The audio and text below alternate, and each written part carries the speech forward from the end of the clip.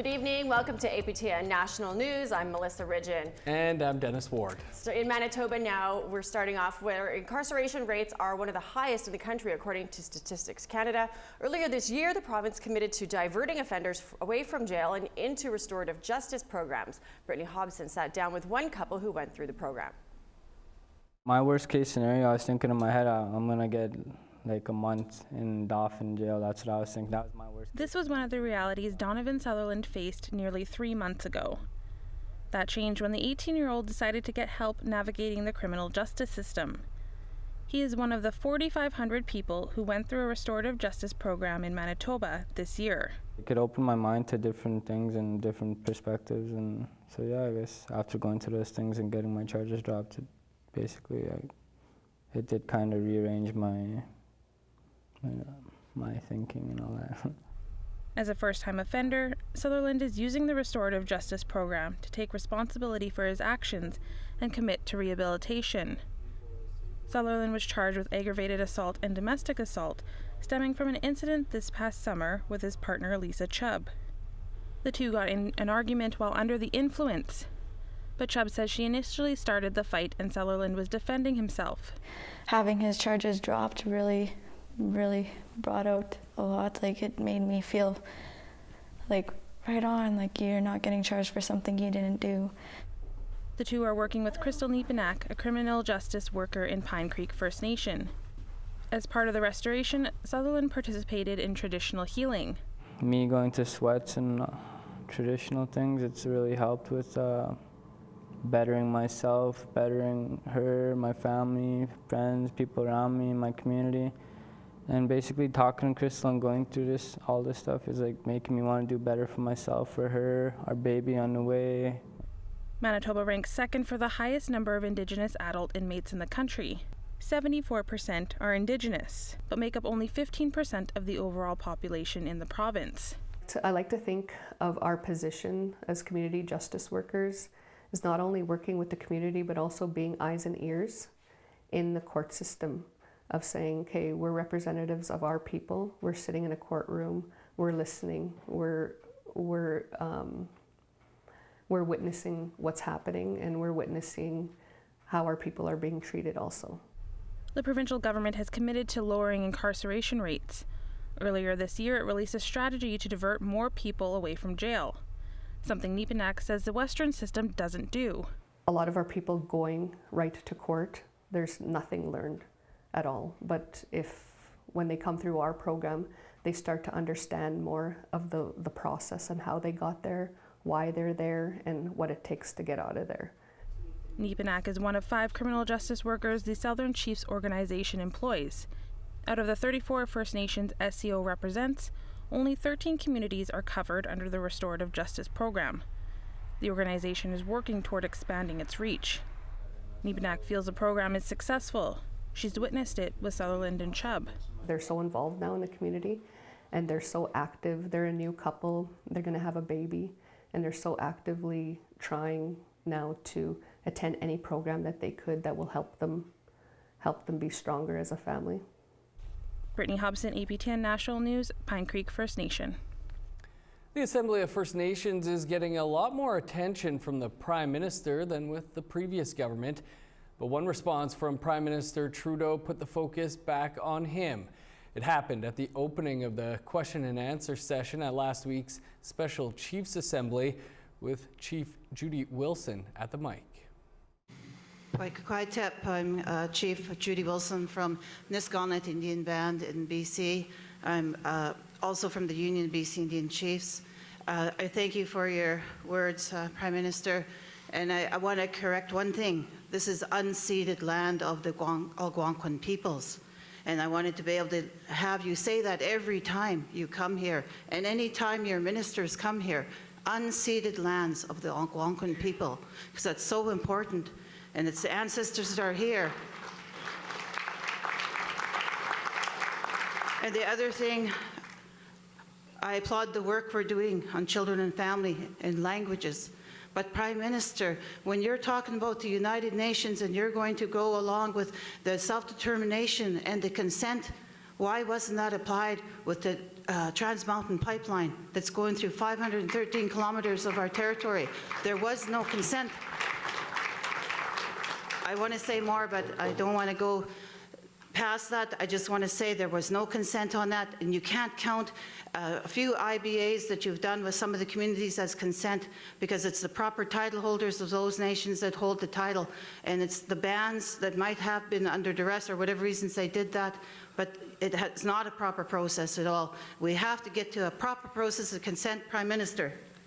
I appreciate those words very much, Judy. Thank you for speaking so straightly. I would be careful about minimizing or ascribing reasons for people who take positions that disagree with you.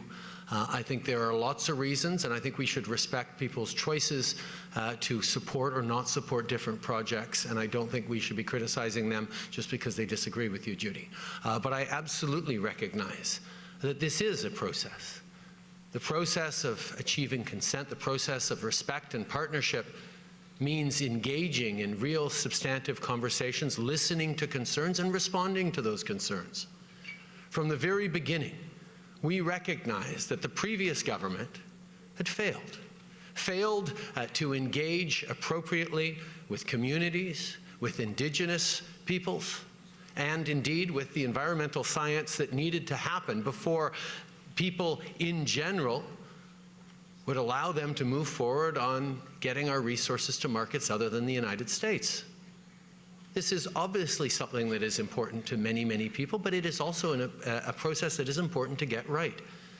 And that is why we put forward a new process, a renewed process to actually have strong and engaged conversations, and why when the Federal Court of Appeals came back and said, no, you have to do it better and you have to engage in it further, we are in the process now of going back and listening even more. To recap, that was the scene at the beginning of the Q&A session at the Special Chiefs Assembly in Ottawa, Ontario on December 4th. Joining us now from Vancouver is Chief Judy Wilson. Chief Wilson, we just listened to Prime Minister Justin Trudeau's response to you last week in Ottawa. Tell us your perspective on why the Union of BC Indian Chiefs called his response to you sexist and asked for an apology from the Prime Minister. Well, after the response from Prime Minister Trudeau at the Assembly of First Nations, I received a lot of calls, texts from many women across Canada, and also many other chiefs and leaders, and actually some comments from some senators and staff in regard to how Trudeau treated the question, which was a simple question on consent and the United Nations Declaration, on how they could be doing that work with reconciliation but putting a pipeline through our territory without our consent. But he turned it into a division, the way he addressed me personally as just Judy, and also saying that just because people don't agree with you, and I was saying a lot of our elders and our knowledge keepers and our people at home are the ones that are proper title holders, are the ones that gave me the message, and we've been upholding their decision on no pipeline in our territory. So he actually minimized and reduced it to and divided our nation further on this issue. And so now that the AFN passed a resolution voting down the Indigenous rights framework, where does the implementation of Indigenous rights in Canada go from here? Well, I know with the Bill 262, it's at the Senate. So implementation is going to be really key on the United Nations Declaration on the rights of Indigenous people, and in the province here also the number one and under the commitment document is the implementation of the UN Declaration. So those free, prior, informed consent and self-determination are key, foundational and center of the discussions in around reconciliation. So I can't see what the Prime Minister is doing with outright purchase of the pipeline and also without the proper processes in and around consent. And I think the National Energy Board court ruling was also finding there are a lot of flaws in that entire process. Yeah. Well, thank you, Chief Judy Wilson, for joining us and sharing that wonderful rest of your afternoon there. Okay, thank you. Time for us to take a quick break, but stick around, we still have more news to come. But first, here's a look at tomorrow's weather forecast.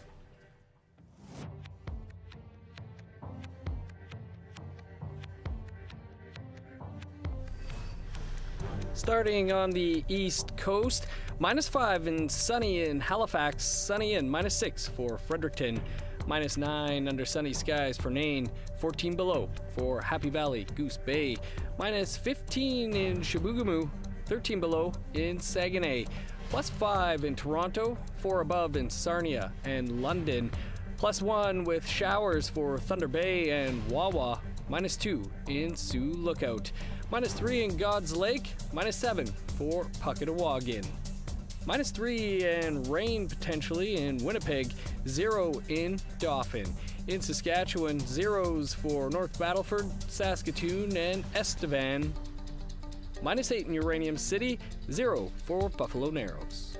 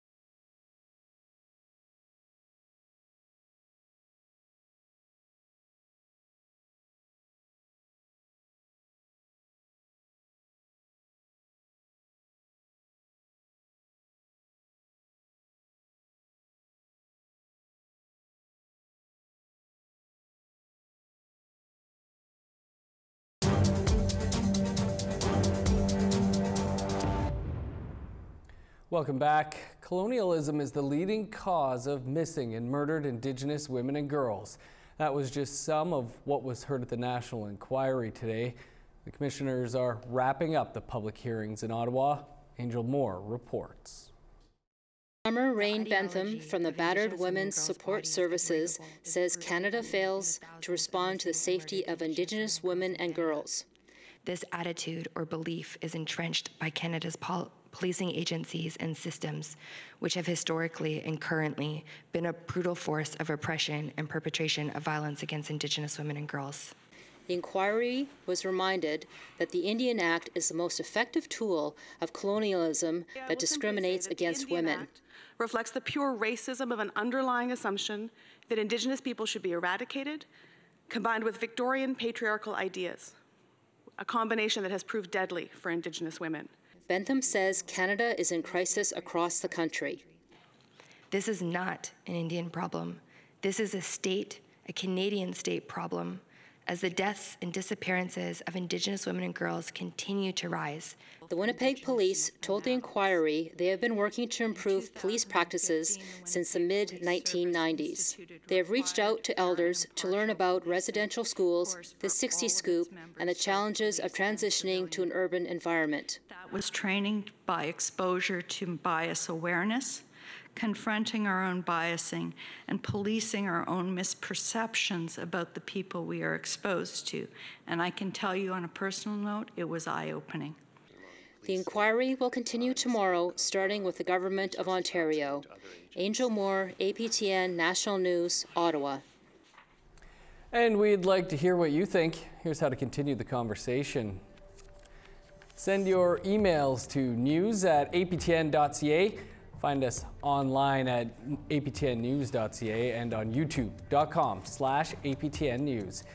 You can also follow us on Facebook, Twitter, and Instagram for the latest Indigenous news.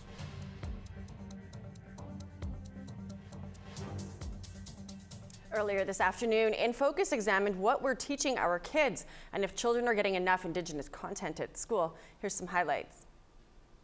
I think what people are, at least the ones that have stepped forward to risk learning, are trying to take what we've always had as Indigenous people and show others what that looks like, what that sounds like, what that feels like.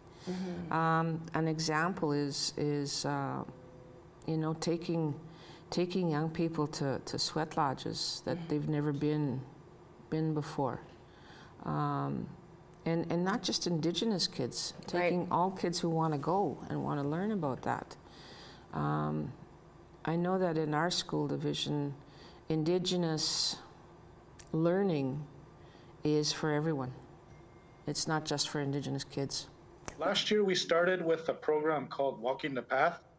That program was created by the OPP, Ontario Provincial Police, and it's an 11-module program that specifically offers teachings on important topics such as the history of residential school, another modules on reconciliation, the 7 grandfather teachings, the medicine wheel. It was grade 6 level that we targeted, and I'm currently in 2 schools this fall, and I'll be doing 3 or 4 more schools into the new year. But the feedback that I get from the teachers and the students, and also other staff from the board, are really think that this is a good program. It gets a weekly 75-minute engagement, learning about from the program. And then also too, it's nice to see that the non-Indigenous students getting really interested and engaged too in learning about the culture. A report released today by Ontario's police watchdog found that systemic racism within the Thunder Bay Police Service and called for a review of 9 sudden death cases there.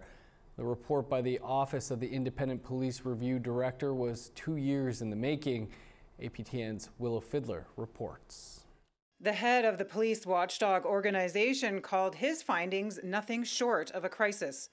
I found that deficiencies in how the Thunder Bay Police was investigating Indigenous sudden deaths were so problematic that I have recommended at least 9 of these cases should be reinvestigated by a multidisciplinary team. That's just one of the 44 recommendations revealed in the report on how Thunder Bay Police investigates Indigenous people. It included a review of 37 sudden death and missing persons investigations. A number of investigators lack the expertise and the experience to conduct sudden death or homicide investigations. APTN News believes 4 of those cases involve First Nations youth whose deaths were examined in the student inquest. Jethro Anderson, Kyle Morriso, Jordan Wabass, and Curran Strang. Last winter, McNeely found similar deficiencies in the death investigation of Stacey DeBungy, a man found drowned in the McIntyre River. He says it should have been investigated as a homicide. McNeely says racism played a role in DeBungy's case and others. I found that in my review of cases, Thunder Bay Police Service investigators, they failed on an unacceptably high number of occasions to treat or protect the deceased and his or her family equally and without discrimination because the deceased was Indigenous. So McNeely is also recommending that Thunder Bay Police should establish a major crimes unit that complies with provincial standards in how it investigates serious and complex cases. Thunder Bay Police should fully integrate the Aboriginal Liaison Unit's role into additional areas of the police service. On an annual basis, Thunder Bay Police should provide the public with reports that provide data on sudden death investigations, and that the Thunder Bay Police leadership should publicly and formally acknowledge that racism exists at all levels within the police service, and it will not tolerate racist views or actions. I need to talk the talk. I am at the top, and I need to lead by example. And you know that I lead with a lot of integrity. A short time later, the Thunder Bay Police released a statement on the report. The Thunder Bay Police Service is formally acknowledging that it must address the systemic racism, barriers, and biases that exist within its service. Thunder Bay Police has 3 years to work on the recommendations, and McNeely says he will monitor the progress annually. Willow Fiddler, APTN National. You can find much more on the report released today, including all of the recommendations and information on 7 of the 9 cases the police watchdog should be reviewed on our website, aptnnews.ca. A new review presented at an international environmental conference in Poland has confirmed what many suspected, that climate change makes extreme weather events more likely and more intense. Researchers analyzed over 100 scientific papers and found climate change is contributing to droughts, storms, and heat waves. This comes as almost 200 countries attend the UN climate talks in Poland, where they're facing pressure to finalize the 2015 Paris Accord. The conference is also meant to push countries to commit to more ambitious targets to reduce greenhouse gas emissions. We're going to check in on the construction of the first of its kind Inuit Arts Center. That's after the break, but here's the rest of tomorrow's weather.